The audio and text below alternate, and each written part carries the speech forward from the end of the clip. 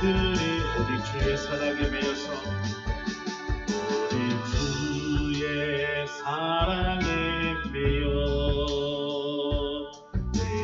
기뻐 노래합니다. 이 소망의 언덕 기쁨의 땅에서 주께 사랑 드립니다. 오직 주의 임재 안에 갇혀 매여 기뻐 찬양합니다. 이 소명의 언덕 거룩한 땅에서 주께 경배 드립니다. 주께서 주신 모든 은혜 나는 말할 수 없네. 내 영혼 즐거이 주 따르렵니다. 주께 내 삶 드립니다.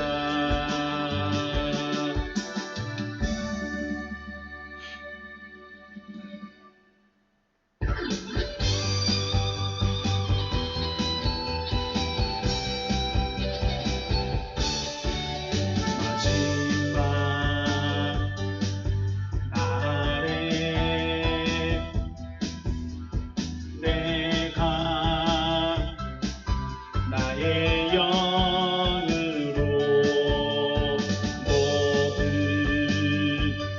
백성에게 부어 주리라. 자녀들은 예언할 것이요 청년들은 환상을 보고 아비들은 꿈을 꾸리라. 주의 영이 임하며 자녀들은 예언할 것이요 청년들은 환상을 보고 아비들은 꿈을 꾸리라. 주의 영이 임하며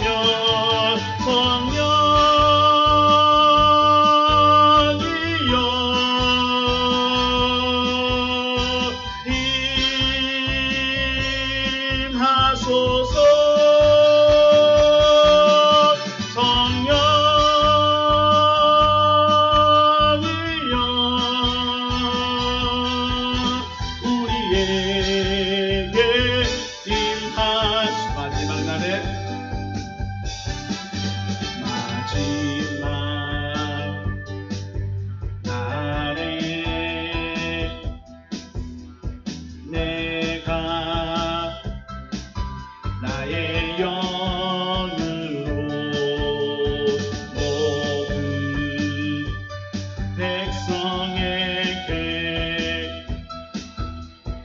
부어 주리라.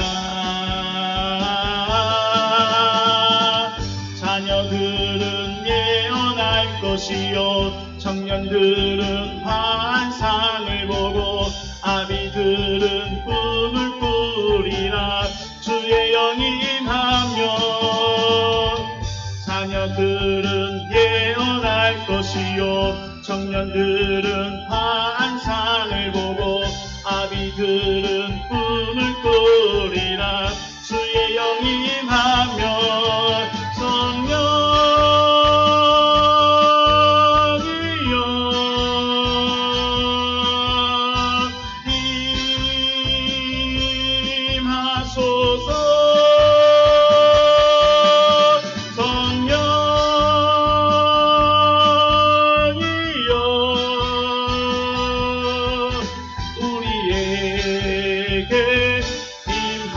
하소서. 성령이여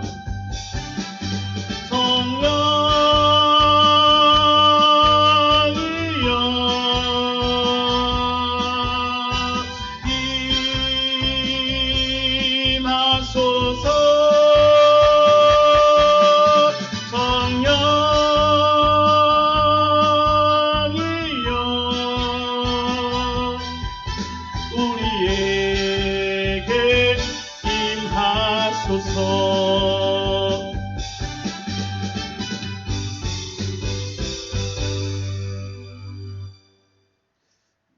말씀 보시겠습니다.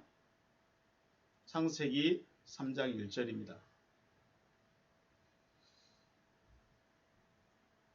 창세기 3장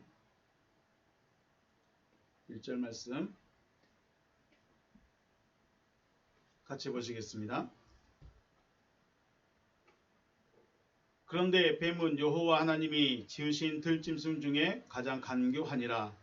뱀이 여자에게 물어 이르되 하나님이 참으로 너희 동산 모든 나무의 열매를 먹지 말라 하시더냐. 아멘. 우리 원문을 한번 보시겠습니다. 원문으로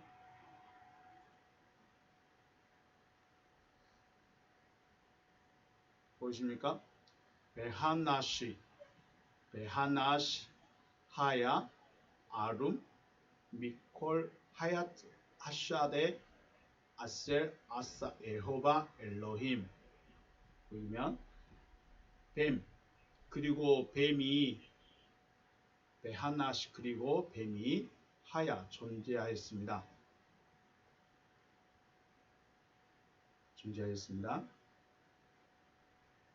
어떻게 존재했냐? 아룸 모든 짐승들 가운데 가장 간교하더라. 간교 아룸하였습니다. 하사데 아쉘 아사 예호바 엘로힘. 하나님이 만드신 들짐승들 중에 가장 간교하였더라. 바요메르 뱀이 말합니다. 그가 말하였습니다. 엘 하이샤 여자죠. 여자에게 말하였습니다. 뭐라고 했냐? 앞키 아르미 아마르 엘로힘 로 토켈로 미콜 에스 하간. 뱀이 여자에게 참으로 동산 나무의 모든 것을 먹지 말라고 하나님이 말씀하셨느냐고 물어봤습니다. 오늘은 3장 1절부터 생각을 해보겠습니다. 오늘 우리가 생각해보고자 하는 것은 중심은 뱀입니다. 뱀. 우리가 잘 알고 있는 꽃뱀, 살모사 그 뱀인지 아니면 다른 뱀인지 한번 생각을 해보겠습니다. 뱀이란 단어, 뱀이란 말에 단어 한번 생각해 보겠습니다. 나하쉬라고 합니다. 나하쉬 5172번에서 유래, 뱀, 그 하는 소리에서 유래했습니다. 나하쉬 5172번 나하쉬 기본어근입니다. 나하쉬 기본어근 본래 의미는 하는 소리를 내다 또는 주문을 속삭이다. 또 다른 의미로는 복술사라는 말도 있죠. 복술사 혹은 점치는 것. 그럼 그냥 뱀은 단순히 우리가 생각하는 기어다니는 뱀 정도가 아니라 뱀이란 단어가 사용되는 곳에는 복술 혹은 점치는 것 이런 말도 사용된다는 것입니다. 기억하시고 뱀이라는 존재는 창세기 3장에서부터 뱀이라는 존재가 등장하기 시작합니다. 그런데 이 뱀에 대해서 설명할 때 여호와 하나님께서 지으신 들짐승이라고 합니다. 여호와 하나님이 지으신 들짐승, 우리 다시 한번 원문으로 가서 볼까요? 보시면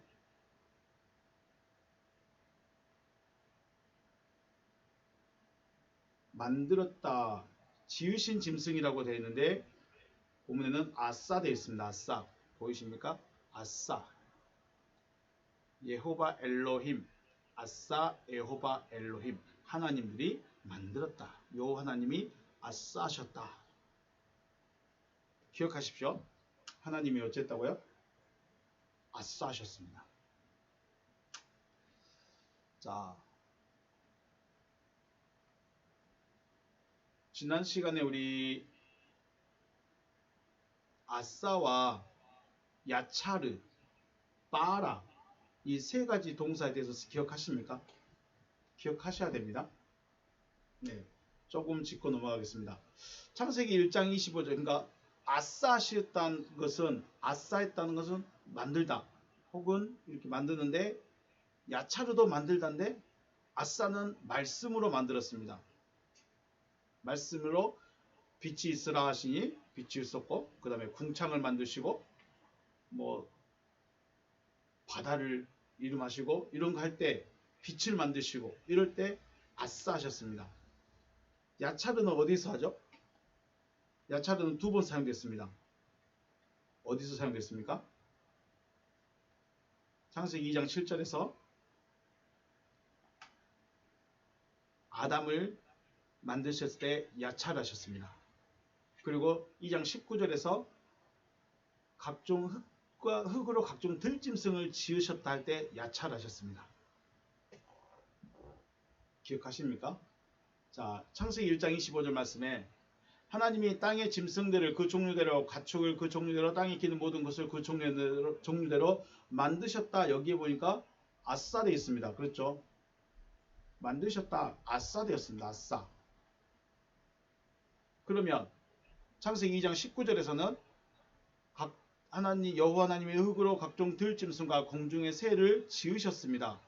여기는 뭐라고 되어 있어요? 야자로 되어 있죠. 아싸하신 짐승이냐 야차란 짐승이냐 다르죠. 아싸하신 들짐승이 있고 야짜라신 들짐승이 있습니다. 그러면 지금 창세기 3장에 나오는 이 뱀이라는 존재는 다시 한번 가서 볼까요? 어떤 존재였습니까? 무슨 존재?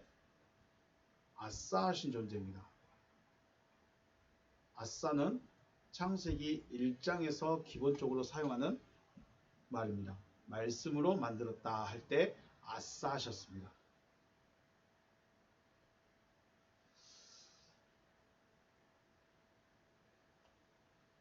6213번 아싸하신 들짐승과 야짜라신 들짐승의 차이가 있습니다.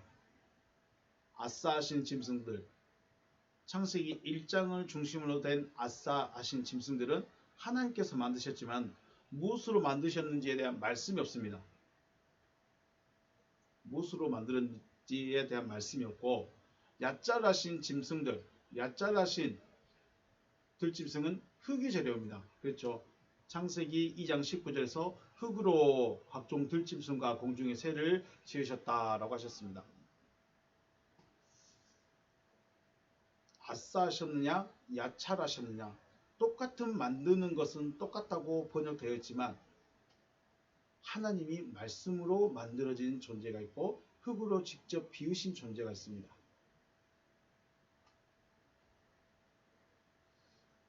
차이가 있습니다. 또 넘어가 보겠습니다.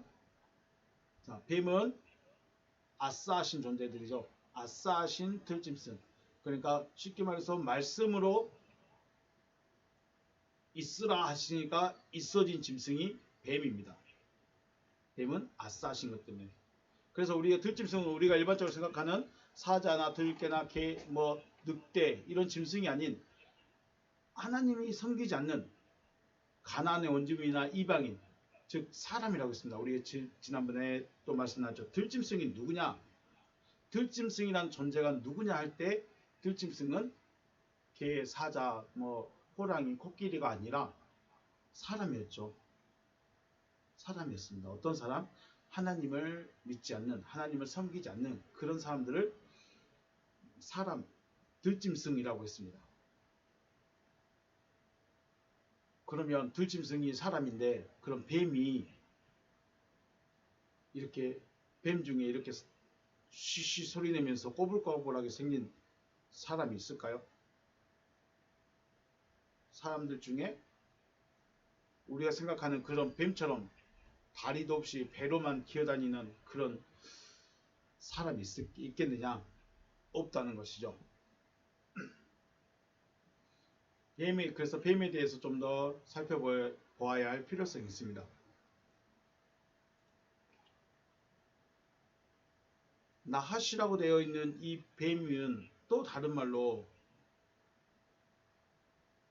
하탄니님이라고도 합니다. 창세기 1장 21절 하나님이 큰 바다 짐승들을 뭐라고 하냐면 하탄니님, 학계돌림 이렇게 말합니다. 핫한니님 학계돌림. 큰 바다 짐승과 물에서 번성하여 움직이는 모든 생물을 그 종류대로 날개 있는 모든 생물을 그 종류대로 창조하시니 하나님 보시기에 좋았더라. 자, 우리가 보고 싶은 그 말이 바로 이 핫한니님이란 말입니다. 핫한니님. 뱀이라고 번역됩니다. 뱀.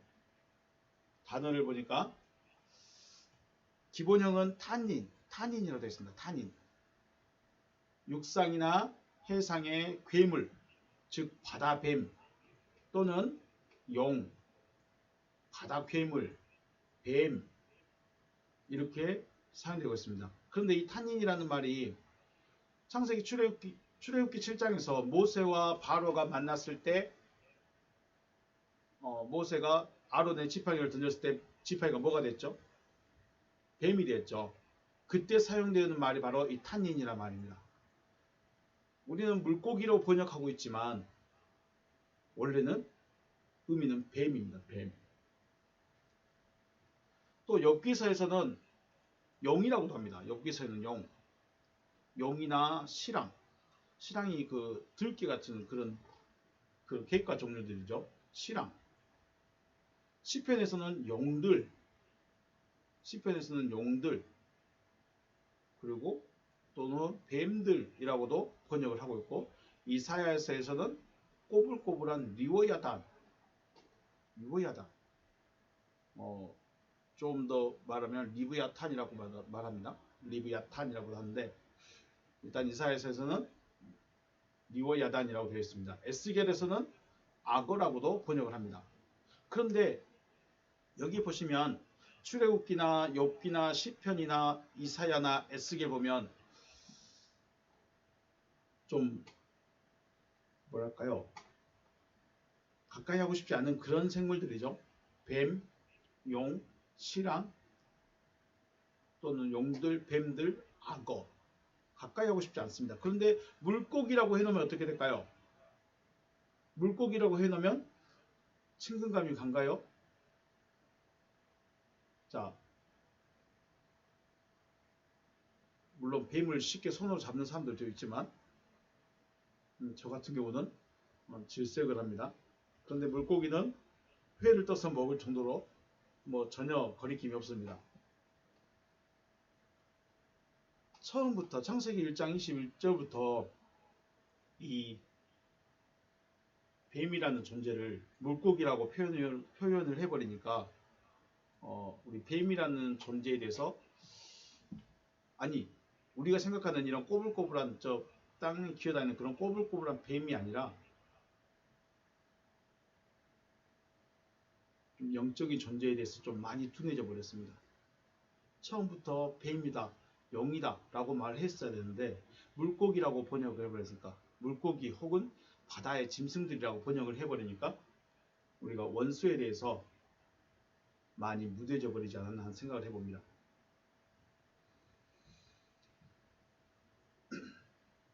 창세기 3장에서 등장하는 뱀은 우리가 생각하는 다리도 없이 배로 기어다니는 그런 뱀이 아니라는 것입니다. 결론은. 뱀이 가장 강교하고 여자에게 다가와서 뭐라고 말했는데 그 뱀이라는 존재는 우리가 상상하는 큰 뱀이다 이런 의미 우리가 상상하는 배로 기어다니는 그런 뱀이 아니라는 겁니다. 아싸되었습니다. 그리고 흙의 존재가 아닙니다.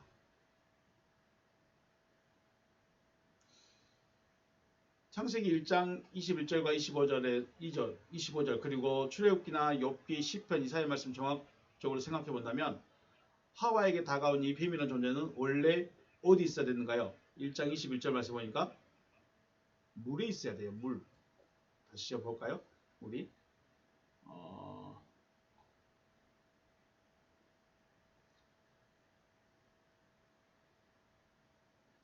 하나님이 큰 바다 짐승 바다에 있어야 됩니다. 바다. 뱀이란 존재 어디 있어야 돼요? 바다에 있어야 돼요. 뱀이라는 존재는 바다에 있습니다. 그런데 지금 하와가 있는 어디로 올라왔습니까?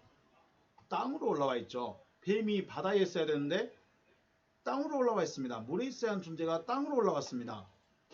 그리고 더욱이 들짐승의 모습으로 땅을 다니고 있죠. 들짐승의 모습으로 땅 위를 다니고 있는 존재입니다. 어쩌면 되어진 것이 아닌 혹은 자기의 자리에서 벗어난 존재, 뱀이라는 존재는 그런 존재입니다. 자기가 있어야 할 곳은 원래 어디입니까? 물입니다. 바다입니다. 그런데 땅 위에 올라와서 기어다니고 있습니다.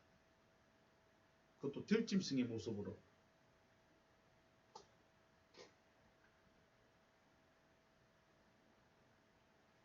그리고 뱀이라는 나하시라고 설명한 것 중에는 가장 간교하다라고도 합니다.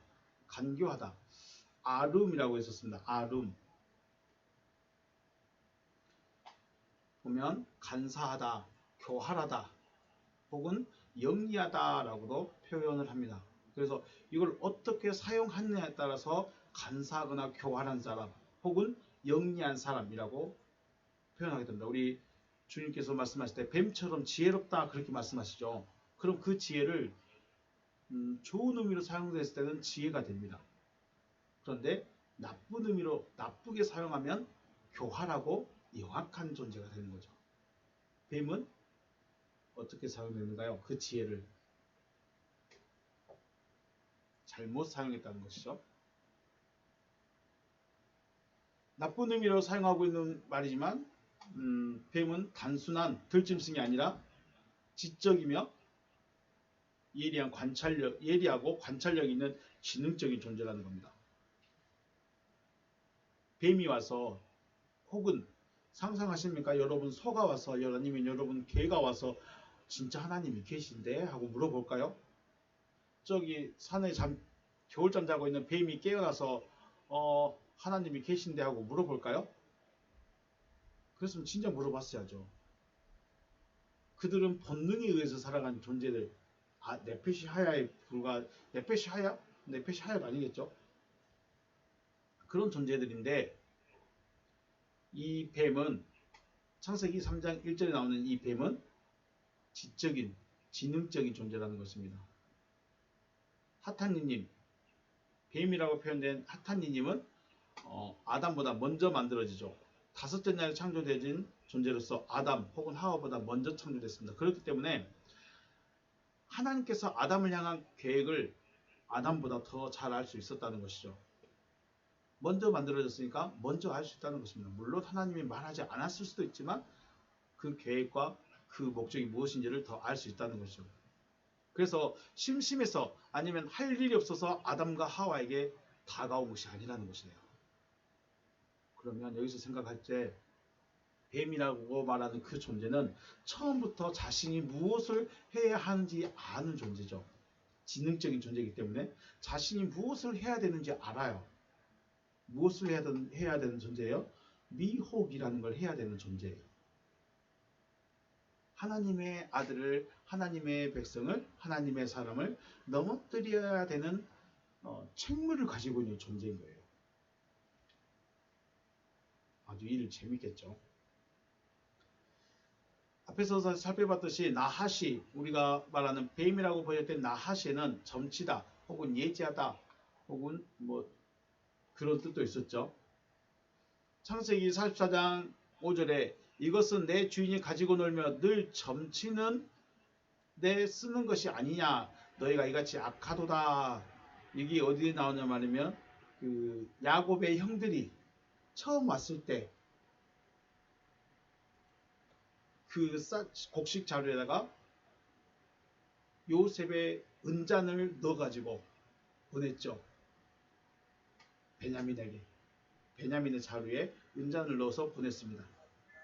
그래서 그 종에게 쫓아가서 이렇게 말해라 합니다. 그 은잔을 볼 때 점치다 할 때 바로 나하시라는 것도 쓰고 있습니다. 우리 귀신이 점치는 곳을 가보거나 철학관에 가서 이야기하다 보면 찾아오는 사람의 전곡을 찌르는 예리함을 나타내는 것들이 있죠. 우리는 그것을 뭐라고 합니까? 그곳에 혹은 그 사람을 용한 사람, 대단하다, 용하다 그러죠. 예리함을 찔러보는 거예요. 예리하게. 그냥 평범하게서는 잘 모르는데 예리하게 철학관이나 귀신 같은 사람들, 오, 귀신같이 잘 맞추네. 그게 뭐예요? 이 점을 잘 친다는 거예요. 예리하다는 거예요. 통찰력이 있다는 거죠. 결국 이러한 곳에 있는 사람들은 기분 안 좋을 수 있지만 뱀과 연결되어 있는 사람들이 많다는 것이죠. 그러면 하나님이 말씀하는 예리함은 뭐냐? 하나님은 예리함이 없을까요? 하나님은 통찰력이 없고 하나님은 앞으로 어떤 일이 어떻게 벌어질지 모르실까요? 하나님도 알죠. 하나님의 사람들도 예리함과 통찰력이 있습니다. 그리고 그것을 실제로 보여줍니다. 차이가 뭐냐? 어떻게 사용하느냐? 그것을 사람들을 겁주는데 혹은 사람들을 무섭게 하는데, 사람들의 마음을 빼앗아 버리는 데 있느냐, 아니면 정말로 하나님의 뜻을 이루어가는 데 있느냐. 어떻게, 똑같은 지혜인데 그걸 어떻게 사용하느냐에 따라서 뱀처럼 사용될 수 있고 하나님의 사람으로 살아갈 수 있다는 것이죠. 그래서 어둠의 기준은 누구에게 있어야 됩니까? 하나님께 있어야 합니다. 옳다, 그르다. 옳음의 기준은 하나님께 있습니다. 하나님께서 옳다 혹은 선하다 하시는 방향성은 생명으로 나가는 것이죠. 하나님께서 옳다 혹은 선하다 하시는 방향성, 생명으로 나가는 것입니다. 부자 되는 것도 아니고 잘 사는 것도 아니고 생명으로 나가는 것입니다. 생명으로 나가는 것이 옳은 것이라면 예리함과 통찰력이라는 것은, 통찰력의 지혜가 하나님께서 옳다, 선하다는 방향으로 사용되어야 된다는 것이죠. 아, 저 사람 지혜롭다, 저 사람 통찰력이 있다, 저 사람 옳다라고 말하는 그거, 하나님의 사람으로서 통찰력이 있어, 뭔가 좀 예리해, 그렇다는 것은 그 사람이 하나님의 생명으로 이끌어갈 수 있는 그러한 말을, 그러한 예리함을 던져준다는 것이죠. 그래서 뱀에 속한 자들의 예리함과 하나님께 속한 자들의 예리함이 다릅니다. 우리 예리한 사람들 많죠. 통찰력 있는 사람 많습니다. 어떻게 사용하느냐는 굉장히 차이가 많습니다.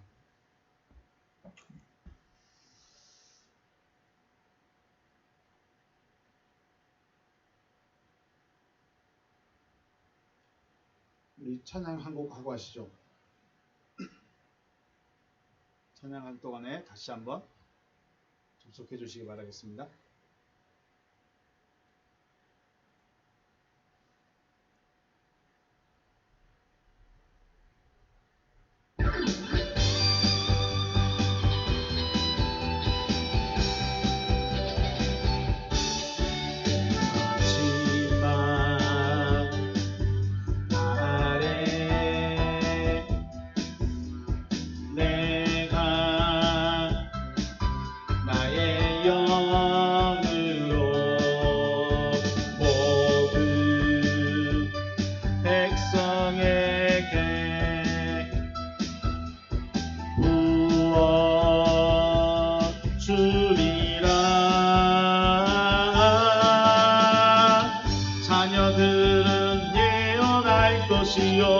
청년들은 환상을 보고 아미들은 꿈을 꾸리라. 주의 영이 임하면 자녀들은 예언할 것이요 청년들은 환상을 보고 아미들은 꿈을 꾸리라. 주의 영이 임하면 성령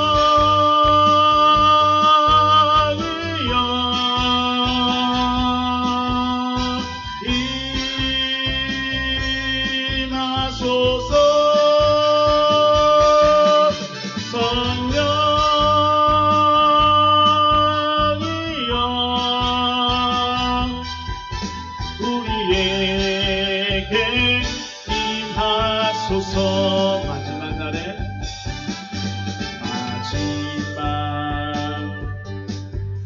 날에 내가 나의 영으로 모든 백성에게 구원 주리라.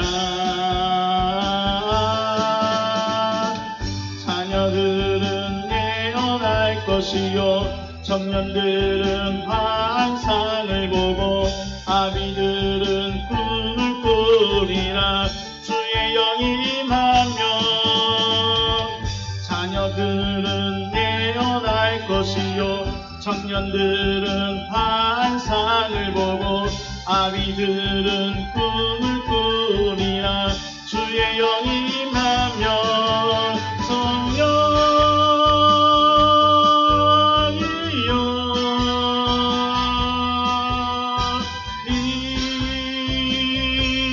임하소서. 성령이여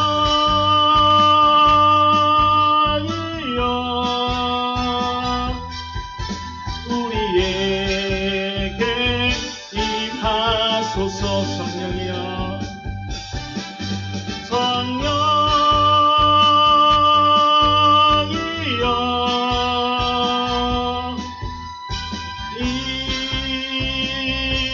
임하소서. 성령이여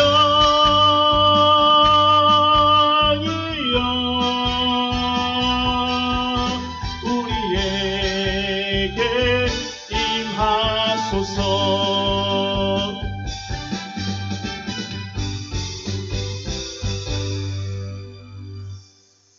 네,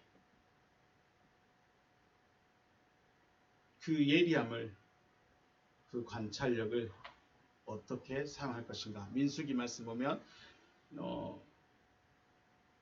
발람이라는 선지자가 고백하는 것입니다.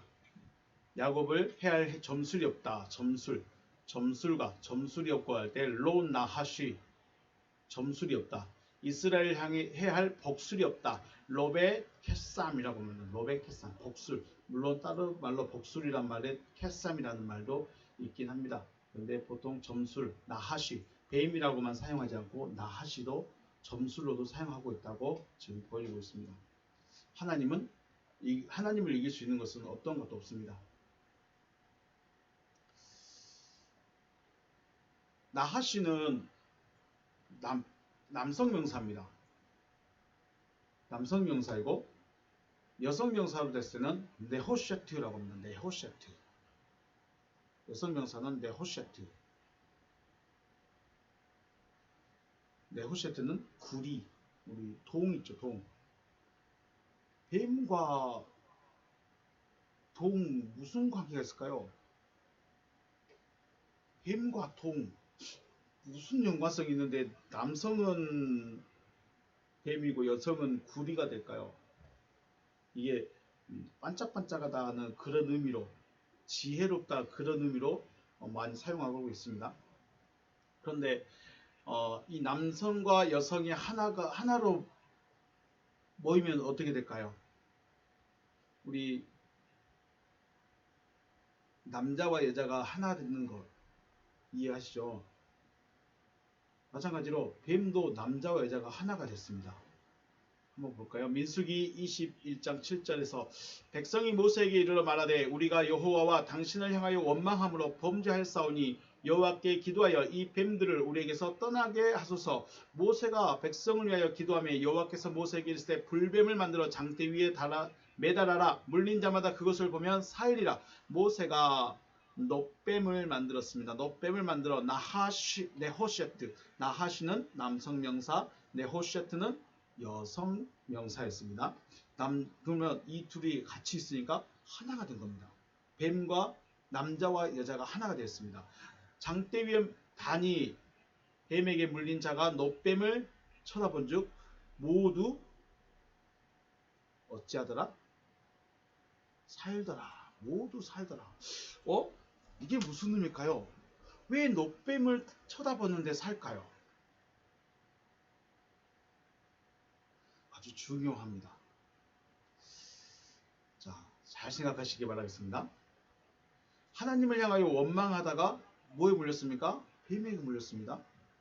하나님을 원망한다. 그거는 누구에게 물린다는 거예요? 뱀에게 물린다는 거예요. 뱀에게 물립니다. 저기 있는 꽃뱀이나 독사가 아닙니다. 뱀에게 물립니다. 뱀에게 뱀에게 물려면 어떻게 돼요? 죽어가요. 죽어갑니다. 그 죽어가고 있는 자들이 살 수 있는 유일한 방법이 뭘까요? 살 수 있는 방법. 뭐라고 했어요?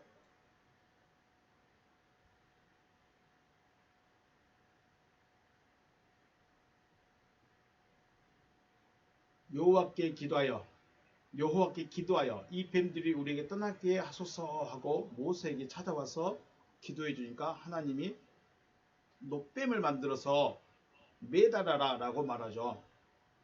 살 수 있는 방법, 하나님의 말씀대로 하였더니 사는 거예요.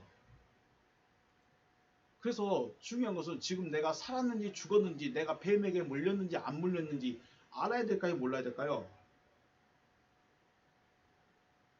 내가 뱀에게 물렸는지 안 물렸는지, 내가 지금 원망의 말을 하고 있는지 안 하고 있는지, 원망이 내 속에 입술로만 안 나오지 속에 있는지 없는지 찾아내야죠. 내 안에 내 속에 있어도 입 밖으로 안 내는데요. 입 밖으로만 안 냈지 속에 쌓여 있으면 똑같은 거죠. 원망한다는 것은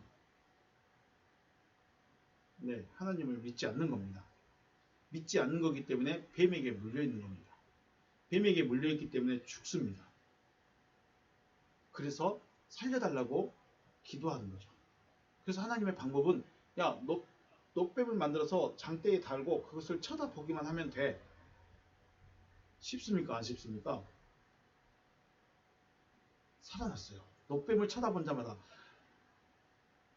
뱀에게 물린 자가 노뱀을 쳐다본 즉 모두 살더라. 모두 살더라요. 지금 내가 뱀에게 물렸는지 안 물렸는지를 모르니까 노뱀을 쳐다볼 생각을 못하는 거죠. 자, 살아나는 방법이 노뱀을 만들어 장대에 달고 그 노뱀을 쳐다보기만 하면 됩니다. 그런데 중요한 게 있죠. 노뱀이 뱀의 남성 명사와 여성 명사가 하나가 되어진 거예요. 이게 뭘 말할까요?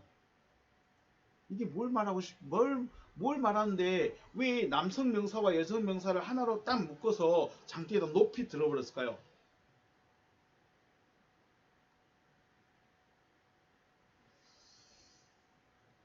요한복음 3장 14절 모세가 광야에서 뱀을 든 것 같이 인자도 들려야 하리니 이는 그를 믿는 자마다 영생을 얻게 하려 하십니다.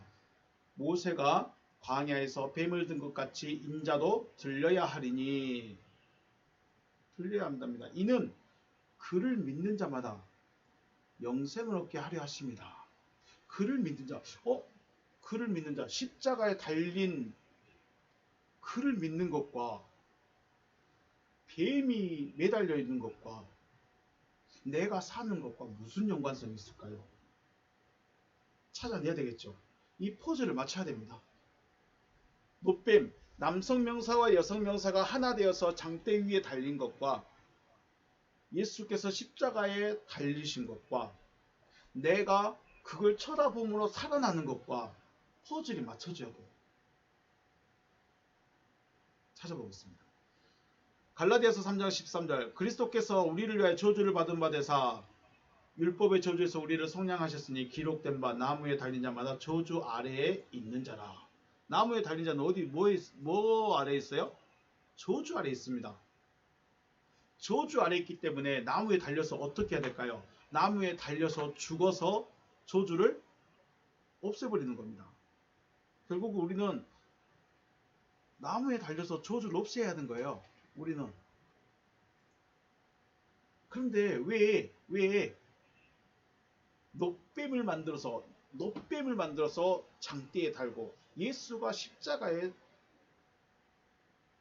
죽고 그것이 지금의 나와 무슨 상관이 있을까요? 나에게 지금 무엇을 하라고 말씀하시는 걸까요? 여기서 힌트를 찾습니다. 아담이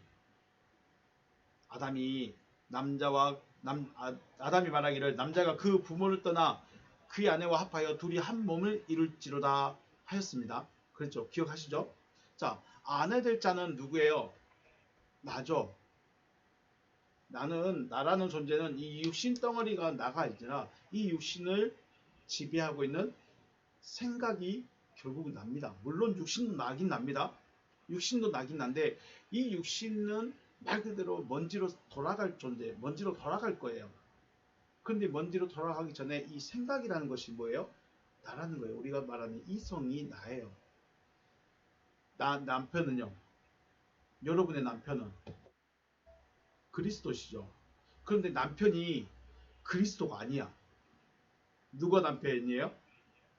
나하시가 남편인 거예요. 나하시가 그리스도가 남편이 돼야 되는데 나하시가 남편이 뱀이 내 남편이에요. 그러면 어떻게 돼요? 이것을 뱀과 나의 육신적인 생각을 장대에다 달아서 저주를 죽여버리는 거죠. 그 장대에 달린 노뱀이라는 것은 바로 마귀적인 그 뱀적인 속성과 내 육신의 생각을 거기다가 달아버리라는 거예요. 저주를 거기다가 매 달아버려서 죽이라는 거예요. 그러면 결국 우리는 죽어야 되는 거예요.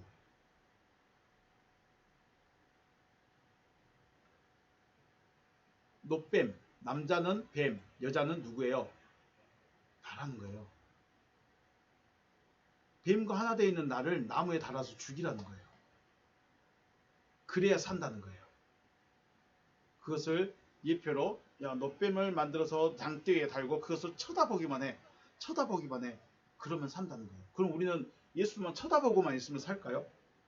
실체가 그러면 예수님은 뱀하고 육신의 생각하고 합쳐져서 십자가에 죽으셨을까요? 아니죠. 예수는 그걸 보여준 겁니다. 야, 너희 죽어야 돼. 육신의 생각을 십자가 위에서 너 죽어야 돼. 예수는 지금 그거 보여주고 싶으신 겁니다. 그래서 십자가에서 죽으신 거예요. 십자가에서 죽으셨을 때 그는 죄가 없느니라. 죄가 없는데도 십자가에서 죽으셨다는 것은 우리로 하여금 죽으라는 거예요. 죽어질 준비가 됐습니까? 죽어지려면 어떻게 돼요? 나무에 달려야 돼요. 나무에 달려야 돼요.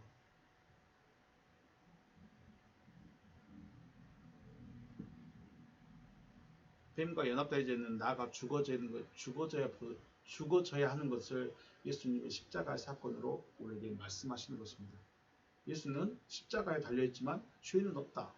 그럼 왜 죽었을까? 단순히 우리로 하여금 지금 십자가만 쳐다보라고 죽으셨을까?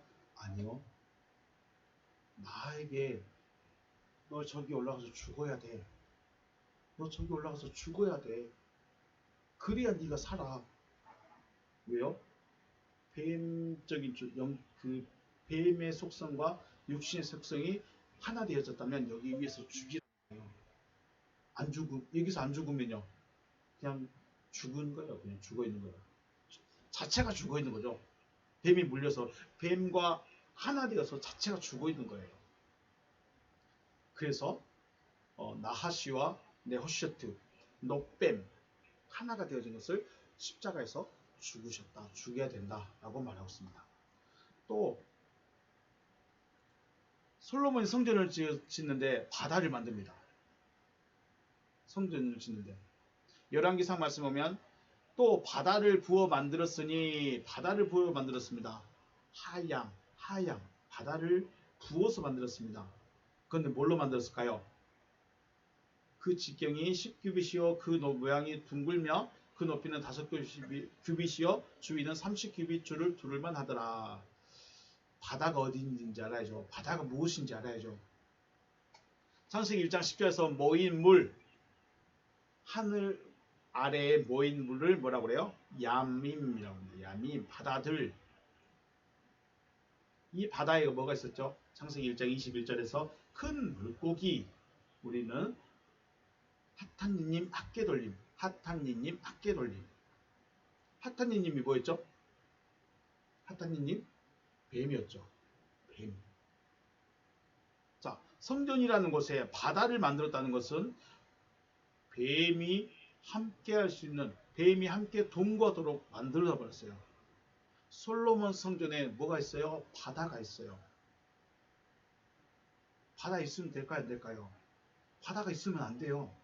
그런데 거기다 바다를 만들어 놨어요. 왜 이런 일이 생겼을까요? 솔로몬이 누구를 불러요? 점술가를 불러요. 우상 만드는 사람을 불러서, 우상 만드는 사람이 뭐죠? 망치질을 잘한가 보죠.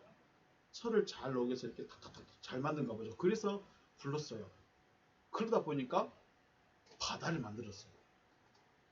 있으면 안 돼요. 사람이 만든 성전에는 뭐가 있어요? 사람이 만드는 거룩한 성전은 뱀이 함께할 수 있는 바다가 있다는 거. 여러분 스스로가 나는 하나님의 성전이에요. 나는 하나님께서 거룩하게 지으시고 부르시고 지으셨어요. 스스로 성전 돼버리면 뭐가 있어요? 바다가 있습니다. 하나님이 만든 성전에는 바다가 없어요. 모세 성전에는 바다가 없어요. 그런데 솔로몬 성전에는 바다가 있어요. 이를 이사야서 27장에서는 리워야단이라고 합니다. 리워야단, 리브야탄, 리브야탄이라고 합니다. 리브야탄. 꼬불꼬불한 뱀, 리워야단. 이사야서 27장 6절에서는 리워야단, 히브리 말로는 리브야탄이라고 합니다. 리브야탄은 제사장 집자인 레위라는 말과 그 다음에 여호와의 여와 야훼 할 때 야와 탄닌에 합성합니다. 레위, 여호와, 탄닌 합성어 리브야탄입니다. 직역하게 되면 제사장과 여호와와 뱀이 하나로 연합되어 있는 상태예요.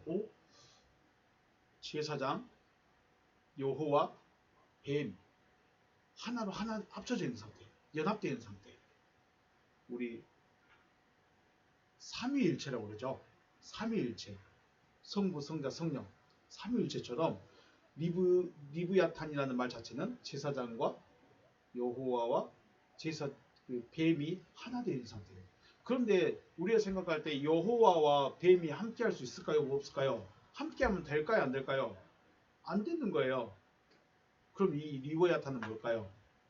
여호와의 제사장인데 여호와의 제사장이 누구하고 있어요? 뱀하고 연합되어 있는 거예요. 하나님은 뱀하고 함께 할 수가 없어요.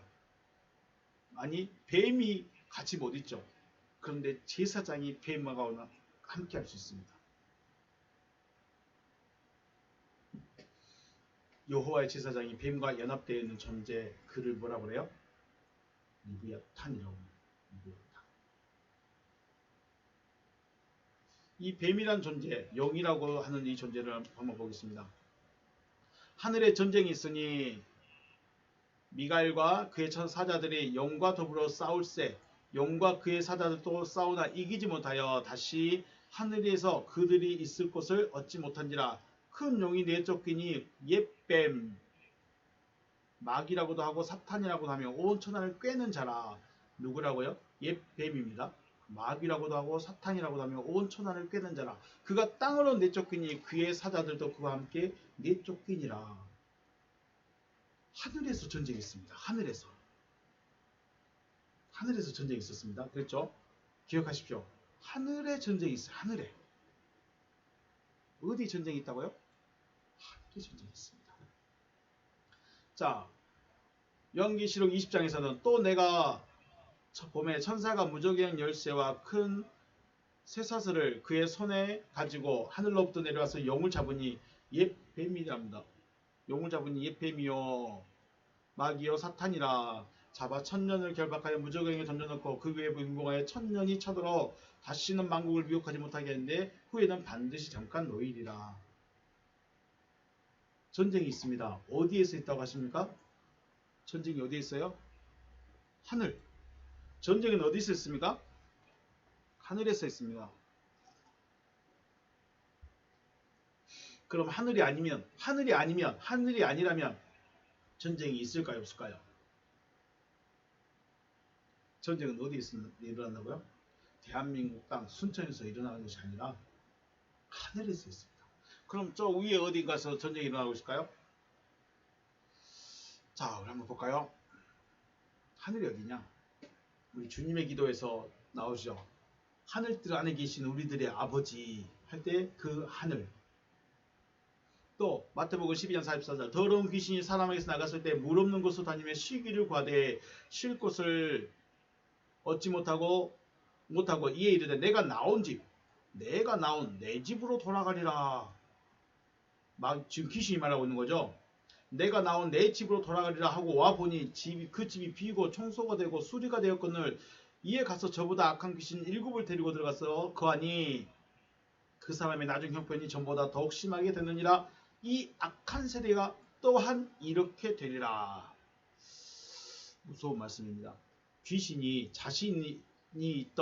자신이 들어가 있던 그 사람을 뭐라고 말해요?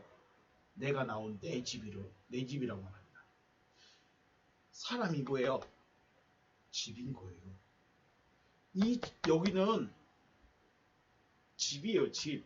그런데 중요한 것은 마귀의 집, 귀신의 집이 될 수도 있고 하나님의 집이 될 수도 있다는 거예요. 자, 한 집을 놓고 두 사람이 싸웁니다. 전쟁을 하는 거예요. 그래서 이긴 사람이 그 집에 들어가는 겁니다. 이긴 사람이 그 집의 주인인 거예요. 그러면 요한계시록에 있는 하늘에서의 전쟁이 이해가 되십니까?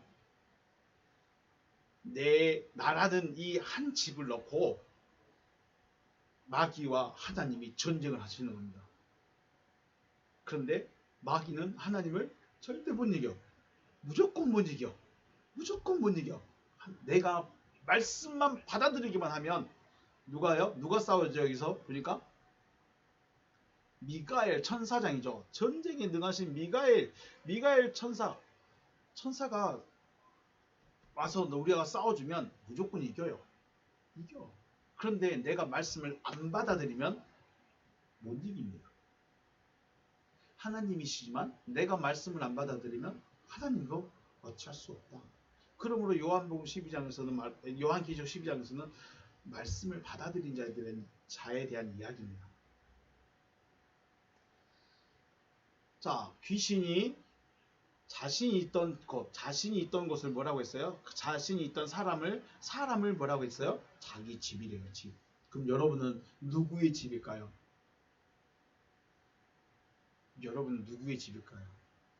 옛뱀, 마귀, 사탄, 귀신이라고 하는 그 존재의 집일 것인가? 하나님의 집일 것인가의 차이죠.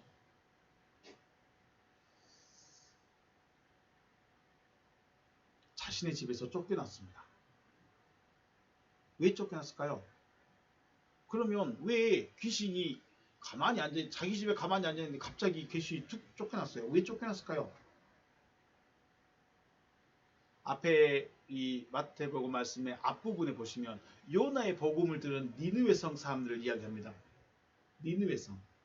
요나가 진짜로 회개의 말씀을 회개하라고 말하기 싫은데 하나님이 억지로 가라고 해서 간 그곳이 니느웨 성이죠. 그런데 문제는 요나가 복음을 전하면서 회개하십시오. 3일 만에 이 성 명합니다 할 때 복음을 전할 때 좋은 마음으로 진짜 구원 얻기를 원하는 마음으로 복음을 전했을까요? 멸망하기를 바라는 마음으로 그냥 후다다닥 3일 길을 하루 만에 달려가서 복음을 전했을까요? 멸망하기를 바라서 복음을 전해야 되는데 3일 길이나 되는 그 성을 하루 만에 가버렸어요. 이 성 멸망합니다. 회개하십시오 하면서 3일 길을 하루만 달려버렸어요. 그럼 듣는 사람도 있고 못 듣는 사람도 있고 저 뭐라고 하면서 지나가는 거야? 이런 상황입니다. 그런데 중요한 거 니느웨 성 사람들이 그 말을 알아들어버렸어요.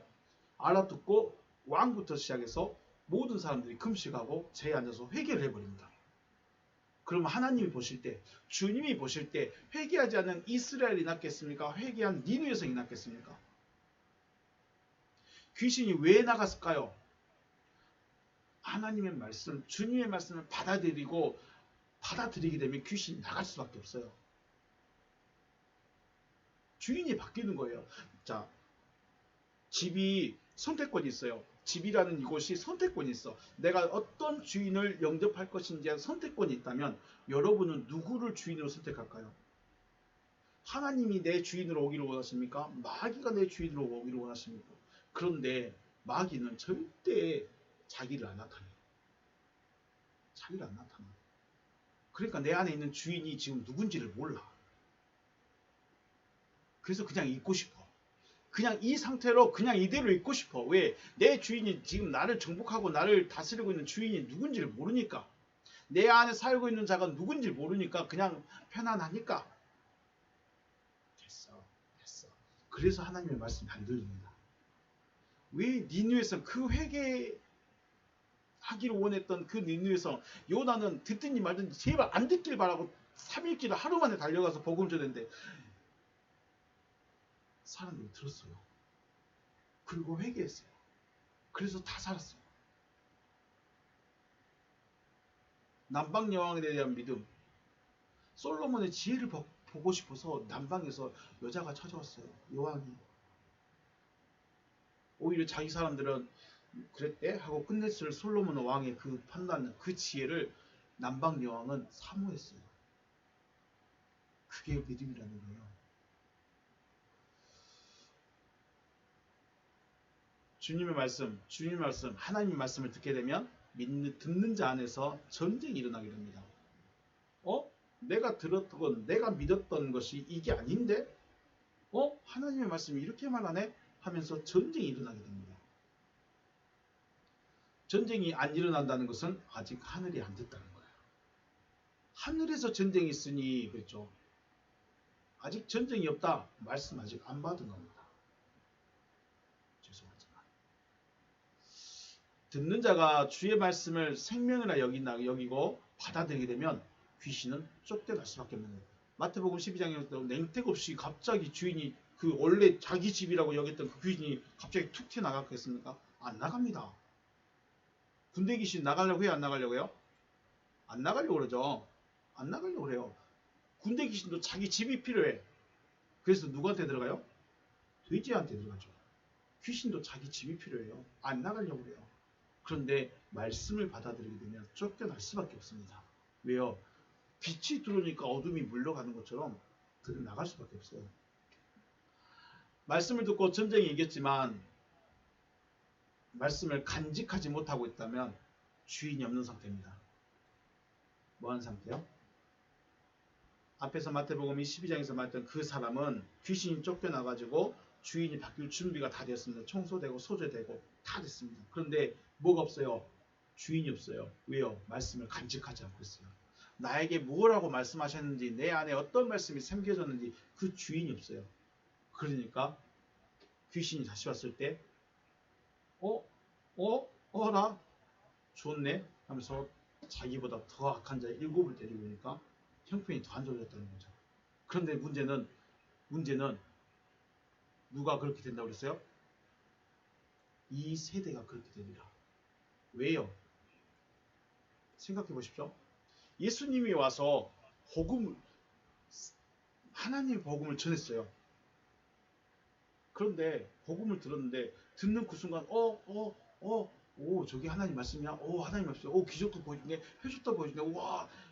그런데 그 안에 주님의 말씀이 있을까요? 없을까요? 없어요. 그래서 더 악한 자들이 되어버렸어요. 그래서 예수 죽이자인데 옳다고 다 손뼉 쳐주죠. 예수 죽이는 다 손뼉 쳐줍니다. 왜요?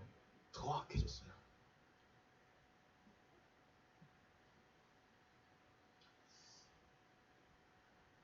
여러분 지금 누구를 받아들이고 무엇을 받았습니까? 생각해 보셔야죠. 자, 뱀이란 존재는 창세기 3장에 처음 등장하지만 오히려 아담보다도 먼저 창조되어진 존재이며 하나님께서 창조하실 때 뱀에게 하라고 하신 일이 있습니다. 그게 뭐예요? 미혹이라는 거예요. 미혹. 그래서 말 그대로 뱀이 미혹하는 거, 우리에게 와서 우리의 말을 못 듣게 하는 거, 우리 눈을 못 보게 하는 거, 우리 마음을 못 열게 하는 거, 뱀이 하는 거라면 자기 일 잘하고 있는 거예요. 뱀은 칭찬받아 마땅할 거예요. 왜요? 자기 일을 너무 잘하거든요. 문제는 우리가 그 뱀에 대해서는 너무 모르기 때문에. 왜요? 왜 우리가 뱀을 몰라요? 물고기라고 해놨으니까. 걔를 처음부터 마귀라고 하든가, 걔를 처음부터 용이라고 하든가, 그랬으면 얘 여기 있었네 하고 할 텐데 물고기라고 하니까 신경을 안 썼어. 뱀은 자기 일 너무 잘하고 있는 거예요. 이 뱀은 하나님의 말씀을 들은 자들을 향해서 미혹하는 일을 하는 것입니다. 왜 말씀을 들은 자들을 미혹할까요? 말씀을 듣지 않는 자들은 누구 거예요? 자기 거. 그러니까 자기 거니까 꼬실 이유가 없어. 미혹할 이유가 없어요. 자기 건데 하나님께로 넘어가면 넘어가네 하면서 뺏어와야 되니까. 그러니까 미혹하는 거죠. 미혹이 없다. 전쟁이 없다. 좋은 일인가요?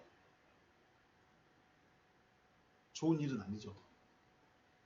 미혹이 없다. 전쟁이 없다. 거꾸로 전쟁이 있고 미혹이 있고 전쟁이 있다는 것은 굉장히 복잡하고 어지럽고 정신없는 상태입니다.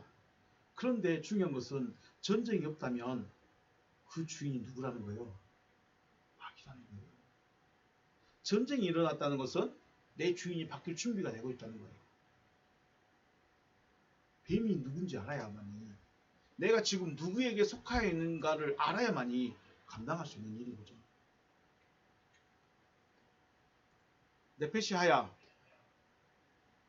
네페시하야는 원래 저주받은 존재이며 뱀에 속한 자들입니다. 네페시하야는 저주받은 자들이에요. 그래서 십자가에다 달아야 돼요. 그리고 뱀에게 속한 자입니다. 그렇기 때문에 저주를 끊어야 되고 주인이 바뀌는 전쟁을 해야 되는 것입니다. 저주를 끊으라고 하니까 얼마 전에 그런 책들이 있었죠. 뭐 저주를 끊어, 가게에 흐르는 저주를 끊으라. 그 저주하고 하나님께서 말씀하시는 저주하고는 전혀 다른 문제입니다. 전혀 다른 거예요. 다 똑같은 걸로 보시면 안 됩니다. 이 저주는 우리가 어찌할 수 없는 것들입니다. 그리고 이 저주는 내가 끊을 수 있는 것도 아니에요. 누가 끊어줘야 돼요? 끊을 수 있는 방법이 있어죠. 어떻게 해요? 하나님의 말씀대로 쳐다보면 됩니다. 하나님의 말씀을 그냥 그대로 받아들이면 되는 거예요. 근데 이걸 안 받아들이면서, 이건 안 받아들이면서 가게 흐르는 저주를 끊어야 돼. 절대로 안 됩니다. 우리는 마귀를 너무 몰라요. 그게 다 미혹하는 겁니다. 저주를 끊어야 한다고 해서 무당 푸덕거리 하듯이 어떤 의식을 행해야 되는 것이 아니죠. 하나님의 말씀을 받아들이는 것이 저주를 끊는 유일한 방법입니다. 우리 탄닌에 대해서 잠깐 살펴봤습니다. 탄닌 보시면 그 근원이 어디냐면 용해대다. 용해대다. 볼까요? 녹다 있죠. 녹다. 사라짐. 테메스, 마사, 녹다. 물에 녹다. 그래서 탄닌이라는 존재는 어떤 형체를 가지고 있지 않습니다. 탄닌이라는 존재는 형체를 가지고 있잖아요. 물에 있는 그 뱀은 형체를 가지고 있잖아요. 녹아 있어요. 그래서 뱀이라는 이 들짐승에게 녹아 들어간 거예요.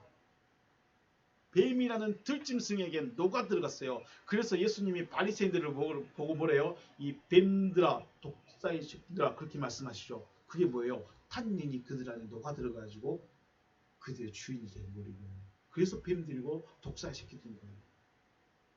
그럼 이 뱀은 누구예요? 들짐승인데 사람이에요. 그런데 탄닌이 들어와 있는 존재예요.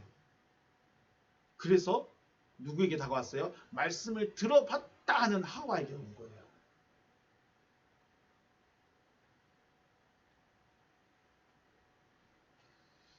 흙으로 만들어진 들짐승인 뱀이라는 존재가 뱀에게 탄닌이라는 존재가 녹아들어서 뱀의 속성을 정복해버린 거죠. 그리고 자신의 속성을 나타내는 것처럼 어떠한 들짐승에게 또는 똑같은 사건이 일어나고 있다는 거예요. 이들의 주님은 이들을 향해서 거짓 선지자 혹은 적그리스도, 다시 한번 기억하십시오. 주님이 바리새인들을 향하여 뭐라고 했다고요? 뱀들아, 독사의 새끼들아. 왜 그들이 독사의 새끼들일까요? 그들은 사람인데. 왜요? 탄닌이 녹아들어가 있어요. 탄닌이 녹아들어가 있어서 탄닌의 속성을 나타내는 거예요. 겉은 사람이에요. 겉은 말씀을 잘 가지고 있는 사람이에요. 그런데 그 속성 자체가 뭐예요? 탄닌이에요. 그래서 누구에게나 다가갈 수 있으면서 정체를 드러내지 않아요. 물에 녹아있는 것처럼. 분명히 물은 물인데 안에 설탕이 들었는지 소금이 들었는지 알 수가 없어. 그죠? 왜요? 녹아들어가 있으니까. 여러분은요? 저 안에 뭐가 녹아들어 있을까요? 그래서 분별해야 됩니다. 그래서 탄닌이 누군지 알아야 돼요. 물고기가 아니라 뱀이었어요.